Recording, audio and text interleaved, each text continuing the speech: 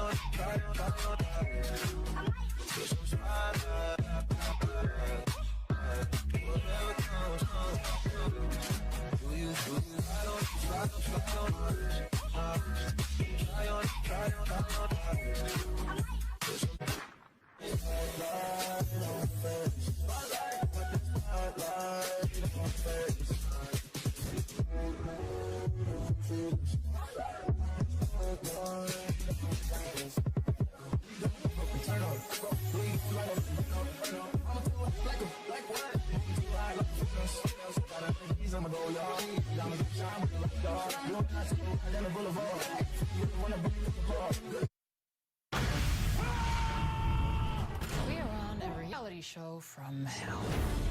You're gonna be ripping each other apart by mid-season. Greetings. I think I've been manipulated. I'm dumping you, Gary. Wait. Save it for the cameras. What's that? Alright, what's up, you guys? Back on our video. It's your boy PJDRIZZLE21, and I just want to say welcome back to my channel, and also, how you guys doing on this fine Saturday evening? And I just want to also say, if you're happy you said that my entertainment should bring you joy, and so this is like another like review or reaction to another show of mine. It's called DC Legends of Tomorrow, and this is DC Legends of Tomorrow season 7 episode 9, called The Lowest Common Denominator. Alright, so we're about to get the review get started. Okay, so the episode title, The Lowest Common Denominator, starts off with the Legends escaping with their homemade time machine built by a historical figure scientist named Gwen Davies. That like he travels alongside with them. Like he becomes like part of the team after I think they save him from like from like one of their like time travels. So let me see. Yeah, because like their android like doppelgangers were trying to capture them, and the Legends had to make the ultimate choice of saving themselves or staying and getting killed with a younger bishop that they befriended last season because his older present self was like the villain in last season, and his past younger self was trying to make amends for what he did to the Legends. The time machine takes the Legends like so like the episode that was just like a little like synopsis of last season. So the episode like really starts with the time machine takes the Legends back to their sort of safe house or the dimension that Constantine had built and designed for his Zari, because there's two Zaris. One Zari's for Nate and the other one's for Constantine. So it didn't bring them back to Earth. It actually like brought them to hell, and they kind of stuck in a way. And Gideon, the next scene is like Gideon is not feeling well from Zari's perspective, and this gives the Legends an excuse to think of tactics and ways in order to get back and get rid of evil Gideon. Gwen Davies like the next scene like goes off with Gwen Davies hearing voices of a colleague named Alan. I don't know who Alan is, but he opens a random door where like it's like flames and it's coming from the outside of the room, and the legends see Ava and Sarah constructing some sort of crime lab scene. Like it's like a where like they use like rope, like red rope, and then like it's like a investigation, like how they use red rope to like label like all the suspects and victims, and like the crime scenes, and like the locations and all that. Like so that's how they were doing. Like if you watch like CSI, or if you watch Law and Order, like they've done that before in their episodes. So it's basically, yeah, so labeling everything and everyone that's involved in this situation, and they start going over everything and see where they can set their plan in motion. Gary and Gideon start talking about how she feels like she let down the legends, and Gary gives her words of wisdom.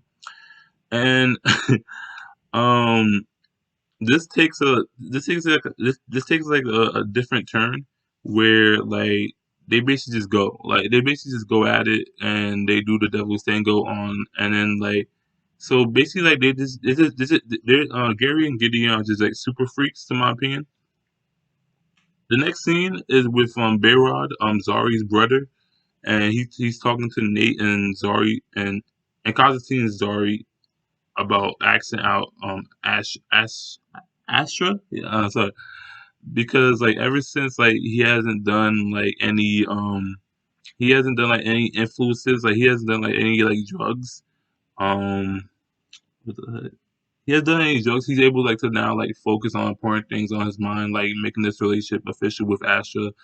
And Nate and Zari talk about like his Nate and Zari talk about like Nate and Bayrod's like romance, and like how it's building up like at a great length, and it even sees like Bayrod as like a brother-in-law, and how tough like their friendship is getting.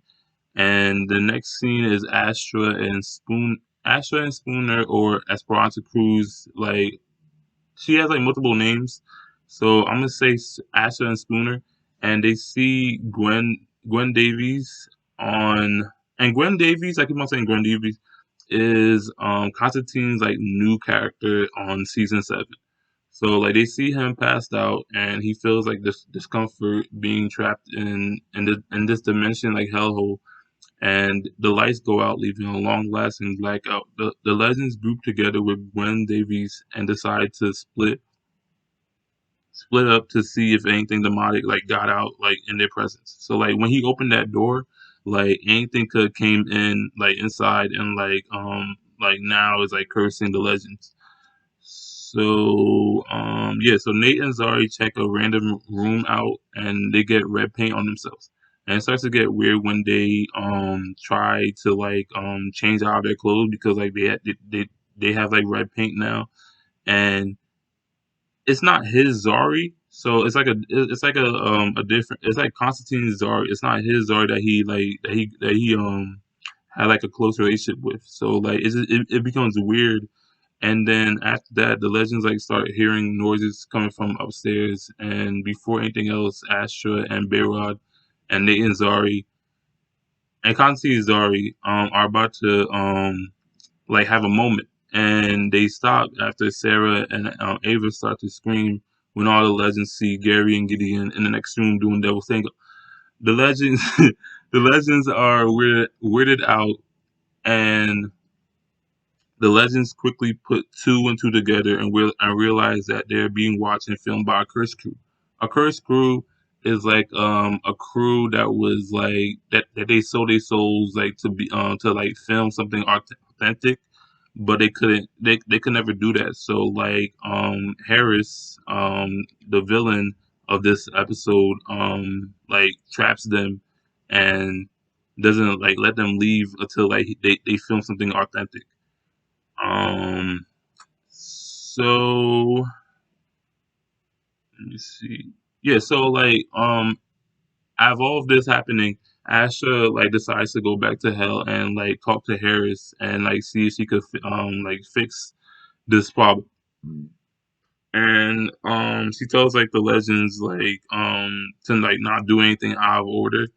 And like Spooner sees this as a similarity from a reality TV show called Survivor, and tries to like recruit Gwen Davies as an ally, but he is like he's too like weird for her, so she sticks it solo. Sarah is taking all of this as a game and lightly towards like Ava, and like Ava just wants her to be serious, but she, like Ava, but Sarah is like she mo- she takes it lightly. So like just like regardless, she takes it lightly. And then Nate and Zari talk about what just happened, like with them in the red paint, and then them like just having a moment, and like it's not his Zari that he's having a moment with, so like that's why it's so weird. So they talk about it, and then they see it as like the Curse Crew trying to get them together, and like like Zari feels belittled and disgusted that Nate only sees her as a friend, and they start arguing. Gwen Davies tries to talk some sense into Sarah to save someone from the timeline because like that's what Sarah promised him, but she never she never owned up to her promise, and he feels like he can't trust her, so like she gives him a coupon to like a guaranteed like coupon like that he will be able to save someone from the timeline on her account. And things start to get crazy with Spooner because he feels like she has like a strategy, like she's gonna do the same thing that happened in the reality show Survivor by not having any clothes on. Deadass. So Ava goes back to hell to talk to Harris and ends working in the beginning, but Bayrod ends up following her and like messes everything up. And like Harris takes control of them both and the legends as well, and put yeah, and the legends too, and puts them back on the reality show. And Ava is not too keen with Bayrod's behavior.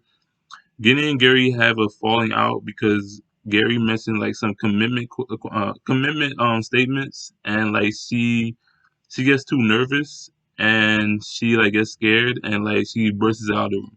And then she goes into like this random room where like she hears Harris's voice, and like Harris like tries to like talk to her about her, like her emotional feelings towards Gary, and he ends up just like manipulating her into dumping Gary and turning like the other legends against each other. The next scene is a funny representation of Survivor and Jersey Shore in a mix, where it's like relationship problems with Ava and Sarah, and Nate he's working out, and then like that whole scene, like Nate working out, like he had like fake weights, like seriously, because like he had like 445s on each side, and nah, son, like, I could see like Vin Diesel doing that, but no. So yeah, so like, and then he also like he has like a like spray tan on himself, and he's looking like a discounted like DJ Pauly D. And Bayrod like not seeing the potential in Astra, and belittling her and what she's worth. Asha has had enough of like everyone fighting and arguing and uses the assistance of Gideon's brain to fix everything.